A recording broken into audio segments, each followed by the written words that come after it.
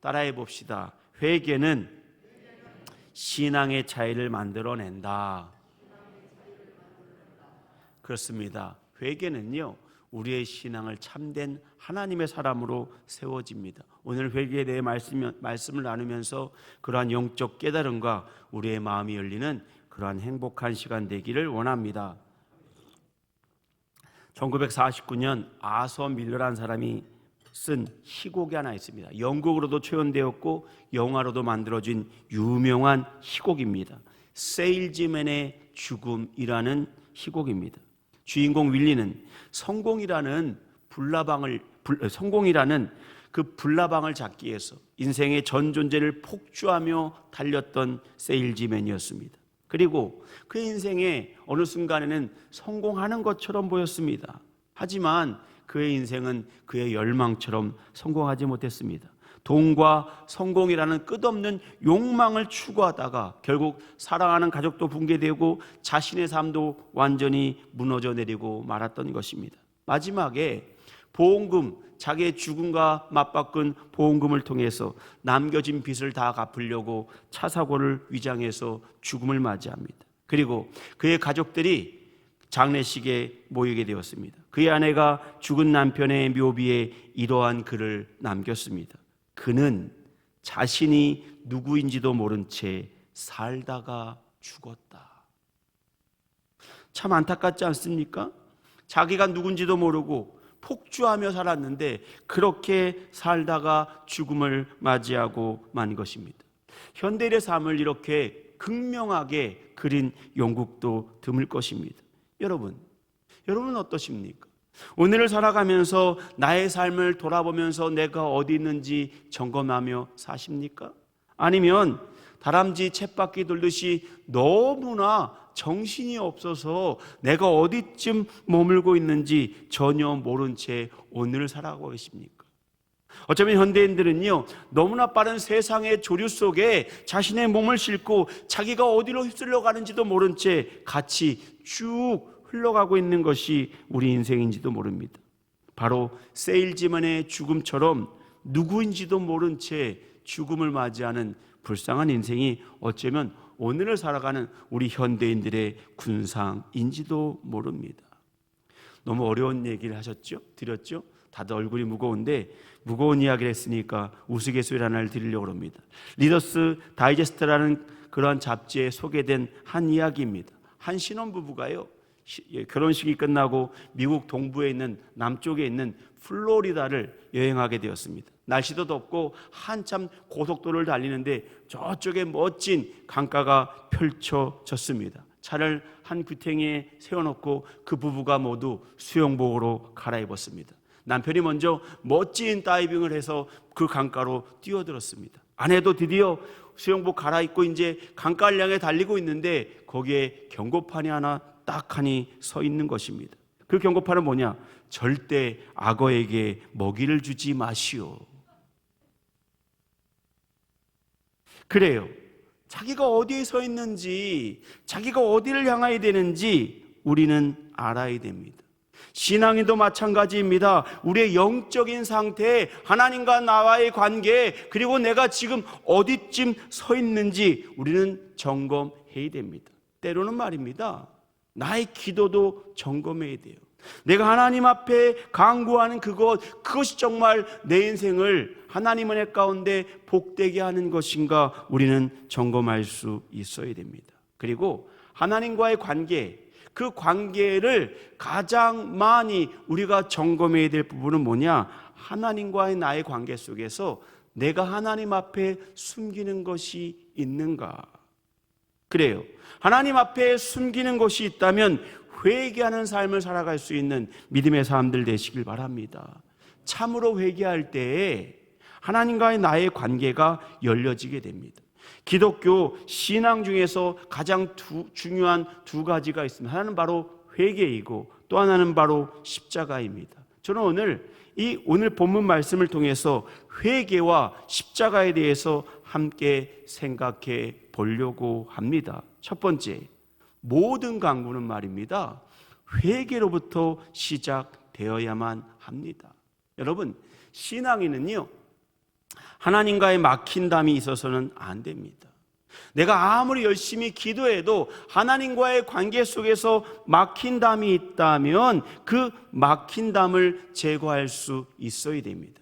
그 막힌담의 가장 중요한 제거가 뭐냐? 은혜의 관계 속으로 들어가야 되는데, 그것은 바로 하나님 앞에 나의 모습을 돌아보고 회개하는 것입니다. 여러분, 오늘 같이 읽은 창세기의 말씀, 제가 계속해서 창세기의 말씀을 나누고 있는데, 아담과 그 다음에 하나님의 이야기를 어저께도 말씀드렸습니다. 하나님께서 인간을 창조하시고 아담을 에덴 동산에 살게 하셨습니다. 그리고 그 동산 중앙에 있는 나무 열매 선악과는 먹지도 말고 만지지도 말라고 말씀하셨습니다. 그래요.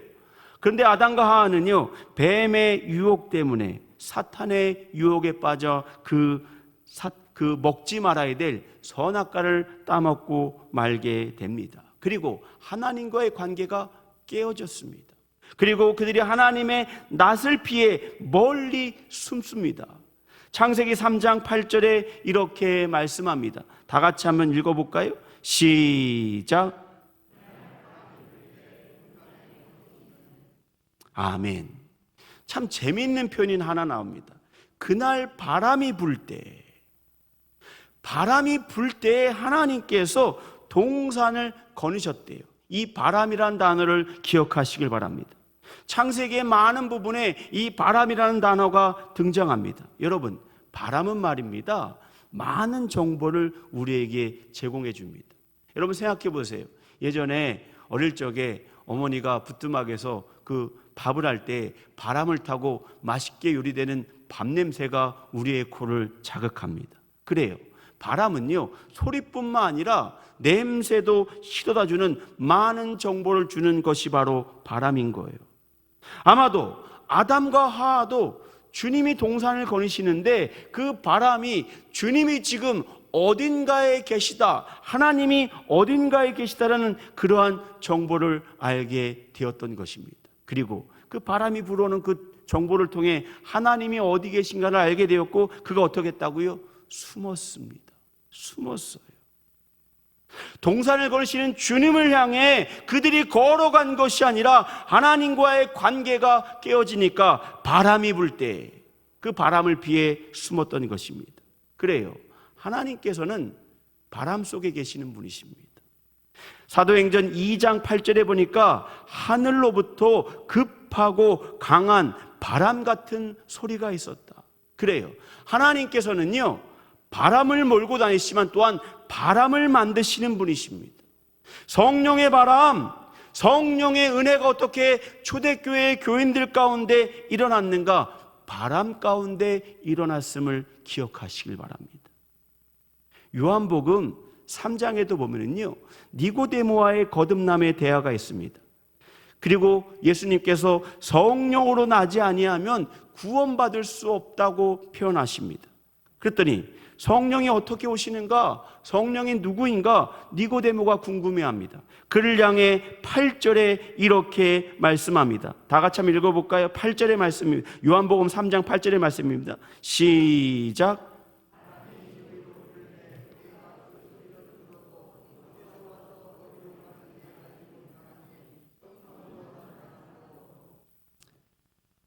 바람이 임의로 불매. 성령을 설명하시면서 바람이 분다고 말합니다. 여러분, 니고데모와 옛날 사람들에게 바람은요, 신비 그 자체입니다. 바람이 존재해요. 눈에 보이지 않습니다. 그러나 바람은 존재합니다. 그리고 바람이 어디서부터 시작됐고 어디로 끝나는지 알 수는 없는데 분명히 바람이 존재합니다. 주님이 말씀하십니다. 성령으로 난 사람도 이러하다. 성령으로 난 사람도 바람 가운데 존재한다고 말씀하고 있는 것입니다. 여러분, 바람은 말입니다, 하나님이 몰고 다니시는 것이고요, 하나님이 만드시는 것이고요, 바람을 통해 성령이 우리에게 임하는 것입니다. 그래요. 바람과 성령의 관계는요, 너무나 많이 드러납니다. 창세기에 또 나타납니다. 창세기 2장 7절의 말씀에 이렇게 말씀합니다. 여호와 하나님이 땅의 흙으로 사람을 지으시고 생기를 그 코에 불어넣으시니 사람이 생명이 되니라. 여기에 생기라는 단어가 나옵니다. 이 단어가 바로 루아흐입니다. 루아흐. 이것은 뭐냐? 숨, 호흡, 그리고 바람이에요. 사람에게 바람, 하나님의 바람을 불어넣었더니 사람이 되었다고 말씀합니다. 그래요.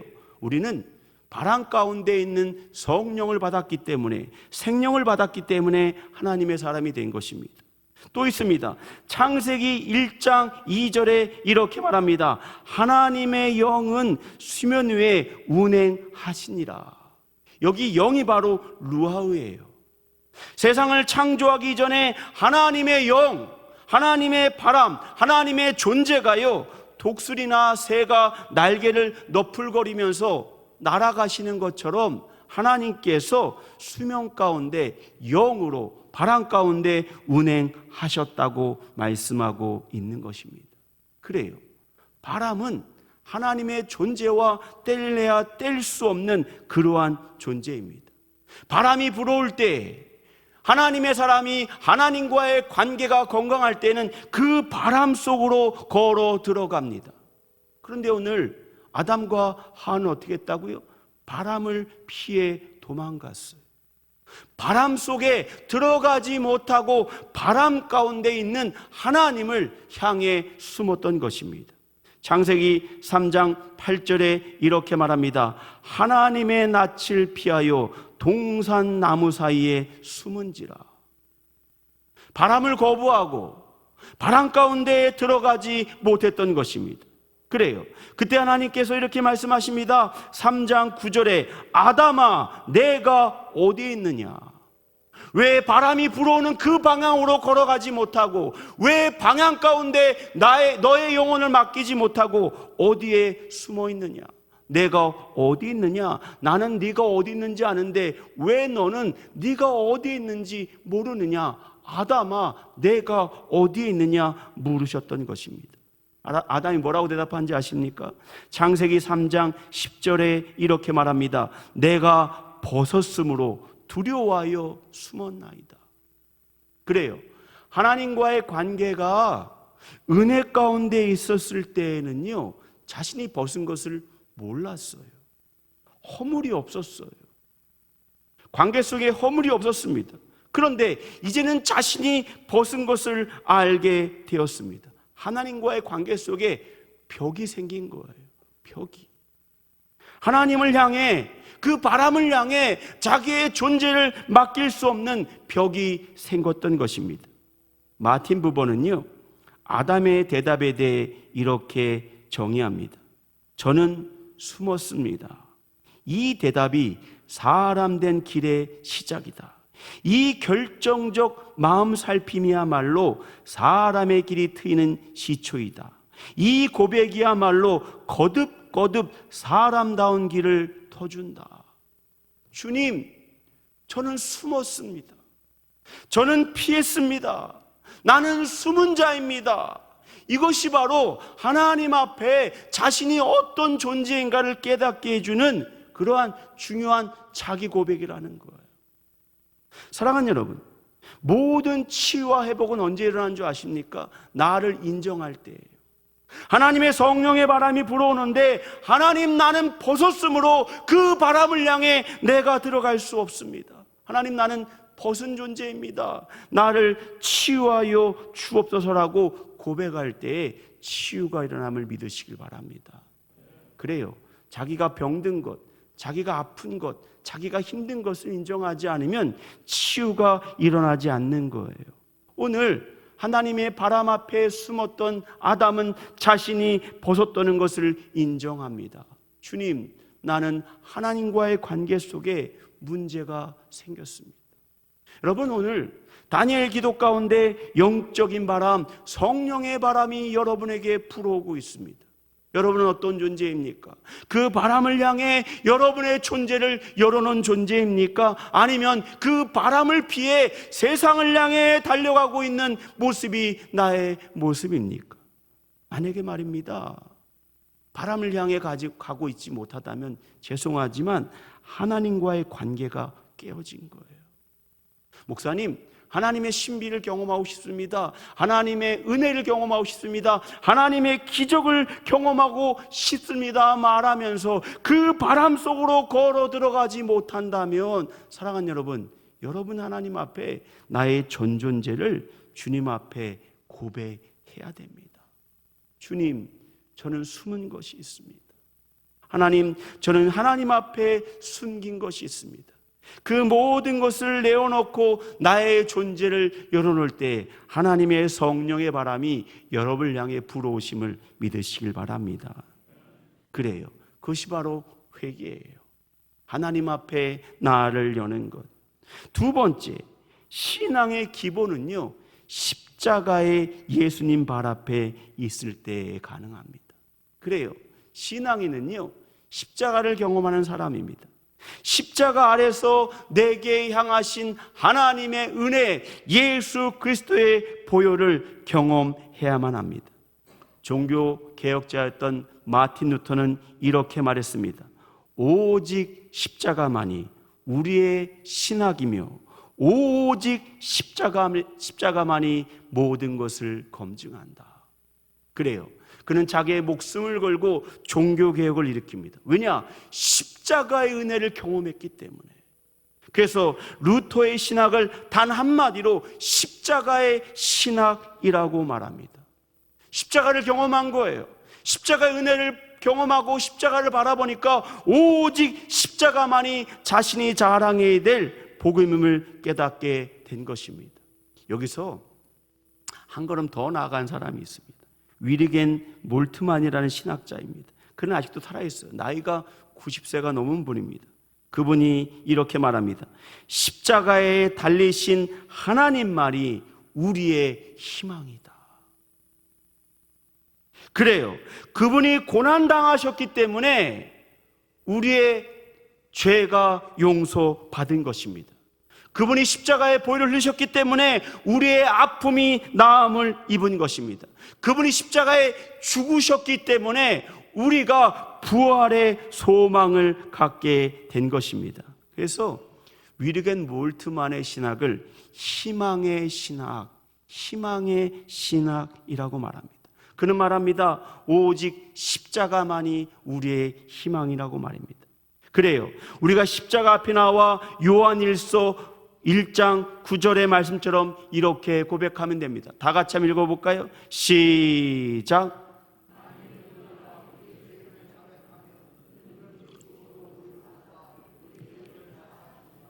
아멘. 그래요. 십자가 앞에 우리의 죄를 자복하면 그분은 미쁘고 의로우셔서 우리의 모든 죄를 사하시고 하나님과의 관계를 회복시키시는 분이심을 깨닫기를 원합니다. 그래요. 십자가 앞에 나올 수 있어야 됩니다. 다니엘 역시 하나님 앞에 간구하기 전에 자신의 죄를 회개했던 사람입니다. 다니엘서 9장 20절에 이렇게 말합니다. 내가 이같이 말하여 기도할 때 내 죄와 내 백성 이스라엘 죄를 자복하고, 하나님 앞에 관계 속에서 막힌 담을 하나님 앞에 용서를 구했던 것입니다. 그래요. 자신들이 어떻게 죄를 저질렀는가 다니엘은 너무나 잘 알고 있었습니다. 왜 그들이 바빌론 포로를 경험하고 있고 이 아픔의 순간들을 경험하고 있는가? 하나님의 뜻대로, 하나님의 말씀대로 오늘을 살아내지 못했기 때문에. 사랑하는 여러분, 오늘날 우리 교회가 왜 세상을 향해 우리가 하나님의 말씀을 증거하지만 손가락질 당하고 있습니까? 어쩌면 우리 스스로 십자가의 능력, 십자가의 은혜를 경험하지 못하고 있기 때문이 아닙니까? 어쩌면 우리 자신이 하나님 앞에 죄를 회개하고 나아가야 될 그 자리에 정말 우리의 욕심과 우리의 욕망만이 작동하고 있지는 않습니까? 사랑하는 여러분, 기독교는 말입니다, 십자가의 종교입니다. 십자가의 구원 사건 없이 생명의 사건이 없습니다. 십자가의 죽음 없이 부활이 없습니다. 십자가의 희망이 없이 내일의 소망이 없는 것입니다. 그러므로 하나님의 사람들은요, 가장 먼저 십자가 앞에 나아갈 수 있어야 됩니다. 그래요. 십자가만이 우리를 고칠 수 있습니다. 성금요일이 되면은요, 목회자들이 특히 고난주간이나 성금요일이 되면 십자가의 설교를 해야 됩니다. 근데요, 굉장히 어려워요. 어떻게 십자가의 설교가 될까? 굉장히 어렵습니다. 그런데 제 인생 가운데 십자가 설교 중에는 거의 단연코 일이라고 생각하는 설교가 하나 있습니다. 제가 서울신학대학교 1학년에 다닐 때 전선영 목사님, 교수님이시죠. 그분이 바로 생활관 관장이었습니다. 서울신대 다닐 때, 제가 다닐 때는 한 학기는 무조건 한 학기는 기숙사에 의무적으로 4년 동안 한 번은 경건 훈련을 받아야지 졸업을 할 수 있었습니다. 그래서 1학년 1학기에 기숙사에 들어갔어요. 그리고 고난주간이 되었습니다. 고난주간 특별히 성금요일이 되었습니다. 새벽 기도에 나갔습니다. 그리고 목사님이 뭐라고 설교하는가, 고난주간에 어떻게 설교하는가 길을 쫑긋 세우고 그분의 설교를 들으려고 예배당에 갔습니다. 그래요. 목사님이 말씀을 읽고 설교하러 강단에 쓰였습니다. 그런데 저는 그분의 설교를 지금도 잊을 수 없는 게, 그분의 설교는 길지가 않았습니다. 그분은 이렇게 말했습니다. 우리 주님 오늘 십자가에서 죽으셨습니다. 우리 주님 오늘 십자가에서 죽으셨습니다. 우리 주님 오늘 십자가에서 죽으셨습니다. 그리고는 펑펑 우시는 거예요. 모든 신학생들이 뭐라고 설교하나 기대하고 있었는데 그렇게 말하면서 우시는 목사님을 보면서 한 사람, 두 사람, 세 사람 울기 시작했습니다. 제 옆에 친구도 울고 있더라고요. 저도 그 말씀을 기억하면서 울기 시작했습니다. 이 단 3마디에 이 설교가 그 새벽재단 모두를 다 울음바다로 만들었습니다. 그리고 제가 들었던 어떠한 십자가의 설교보다도 가장 감동적이고 가장 기억에 남는 설교로 기억되고 있습니다. 그래요. 100마디의 말보다 1000마디의 말보다 십자가의 사랑의 은혜를 받고 십자가의 사랑의 감동을 받는다면, 사랑하는 여러분, 그것이 바로 우리의 치유가 시작되는 현장임을 깨닫기를 원합니다. 오늘 우리는 얼마나 십자가 앞에 감동합니까? 우리는 얼마나 십자가 앞에 우리의 죄를 가지고 주님 앞에 나옵니까? 우리는 얼마나 십자가 앞에 눈물 쏟으면서 주님, 나의 전 존재를 주님 앞에 내려놓으니 주여 나의 영혼을 치유하여 주옵소서 기도하고 계십니까? 그래요. 오직 십자가만이 우리의 모든 신앙을 치유합니다. 오직 십자가만이 우리의 희망임을 깨닫기를 원합니다. 오늘 다니엘 기도 가운데 십자가의 은혜를 경험할 수 있는 믿음의 사람들 되시길 바랍니다. 그리고 오늘 저녁 주님 앞에 기도로 나아갈 때 주여 함께하여 주옵소서. 그리고 오늘 새벽 주님 앞에 성령이 바람에 불어올 때 그 성령의 바람 안에 들어갈 수 있는 믿음의 사람들 되시길 주님의 이름으로 축원합니다.